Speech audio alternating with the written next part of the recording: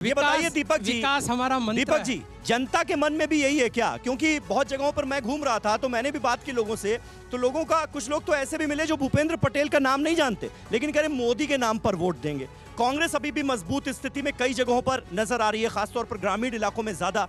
आम आदमी पार्टी को आप कैसे एनालाइज कर रहे हैं? ये तीसरा प्लेयर इस बार क्या कुछ कमाल दिखा पाएगा?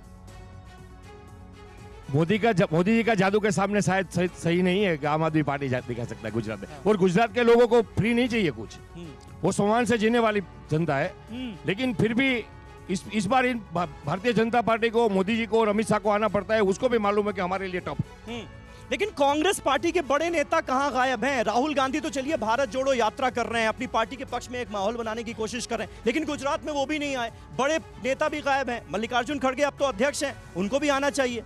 यहाँ पर इंतजार हो रहा होगा ना। ये कमी नजर आती है कांग्रेस की स्ट्रेटेजी में आपको दीपक जी? चौकस, क्योंकि हर पार्टी के बड़े नेता को आने की जरूरत, जैसे केजरीवाल जी आए पूरे खुद तो आए, तो कांग्रेस के भी बड़े नेता को आना चाहिए। लेकिन गुजरात के उसको चिंता नहीं हो सकती, शायद हो सकता है कि गुजरात का उसको मालूम है कि सेफ रहेगा शायद। हिरेन भाई, ये कहीं फ्री पैसेज तो नहीं दे रहे हैं आप लोग अरविंद केजरीवाल को? बिल्कुल बिल्कुल फ्री पैसेज नहीं है, हम कहीं भी फ्री पैसेज देने वाला नहीं है। वो भारतीय जनता पार्टी और आपको तो उनकी तो मिली भगत है। आप जहाँ कांग्रेस के बड़े नेता की बात कर रहे हैं, अशोक गहलोत है, वो सम्मानीय हमारे केंद्रीय के बड़े नेता ही है। वो पूरे गुजरात में घूम रहे हैं, आप देखिए हर रोज अशोक गहलोत 2-4 सभा कर रहे हैं। ठीक है, हाँ, तो कौन बता रहा है कि ठीक है। और देखिए इस वक्त हम ब्रेकिंग न्यूज लगातार फ्लैश कर रहे हैं, क्योंकि केंद्रीय चुनाव समिति की भारतीय जनता पार्टी की मीटिंग होने जा रही है और इसमें बीजेपी के तमाम दिग्गज नेता जो हैं वो मौजूद हैं। और माना यह जा रहा है कि आज फाइनल मोहर लग जाएगी। गुजरात के उम्मीदवारों की जिस लिस्ट का यहां पर इंतजार है, उस पर फाइनल मोहर लग जाएगी। प्रधानमंत्री नरेंद्र मोदी भी इस मीटिंग में मौजूद हैं। पीयूष भाई, ये बताइए इतना वक्त क्यों लग रहा है? क्योंकि इसमें आम आदमी पार्टी ने बाजी मारी, सबसे पहले उन्होंने उम्मीदवारों की लिस्ट जारी की और आज की डेट में सबसे ज्यादा कैंडिडेट वो 182 सीटों में सबसे ज्यादा सीटों पर वो घोषित कर चुके हैं।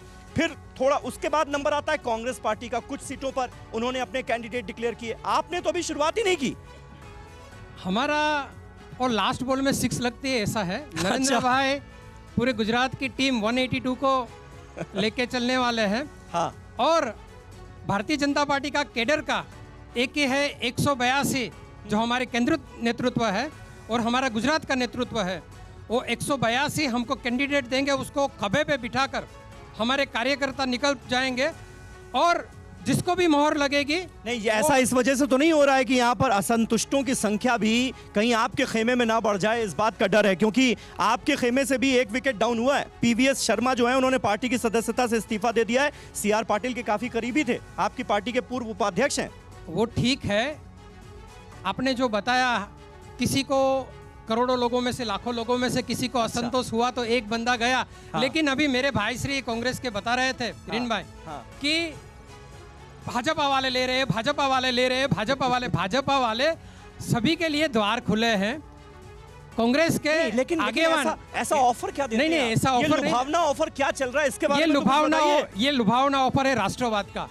ये लुभावना ऑफर है राष्ट्रवाद का।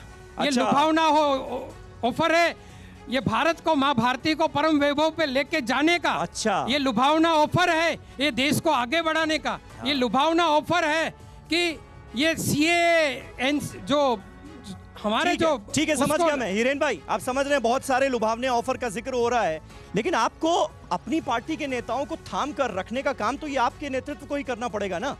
अब वो पार्टी का दामन छोड़कर दूसरे खेमे में चले जा रहे हैं, आप कब तक ये दूसरी पार्टी के सिर ठीकरा फोड़ते रहेंगे? इसका हम किसी पे ठीकरा नहीं फोड़ रहे। हाँ, जो जाने वाला है आपने कहा ना बीजेपी ले लेती है। अरे भाई, आप दे देते हैं तब तो ले लेती है ना बीजेपी। हम किसी को नहीं दे रहे, लड़ाई लड़नी चाहिए। अगर पार्टी चुनाव है, कभी चुनाव जीतती है, नहीं जीतती है। बीजेपी भी 90 से लड़ाई कर रही थी देश में, तो कांग्रेस का अभी समय नहीं है। लोगों को ठीक है, मैं समझ गया। दीपक भाई, अब मुझे ये बताइए, वक्त मेरे पास कम बचा है। आम आदमी पार्टी की भूमिका पर हमने बात की, आपको क्या लगता है इस बार अरविंद केजरीवाल ज्यादा नुकसान किसका करते हुए नजर आ रहे हैं, बीजेपी का या कांग्रेस का? कांग्रेस का।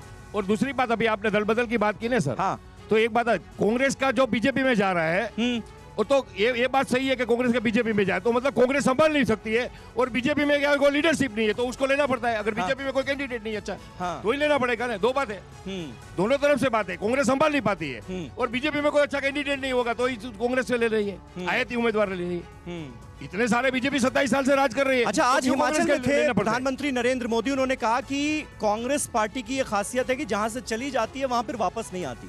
यानी यूपी, गुजरात, इन सारे स्टेट्स का वो जिक्र कर रहे थे। इसमें दम आपको लगता है? इतना तो यहाँ सौराष्ट्र में तो बहुत मुश्किल है।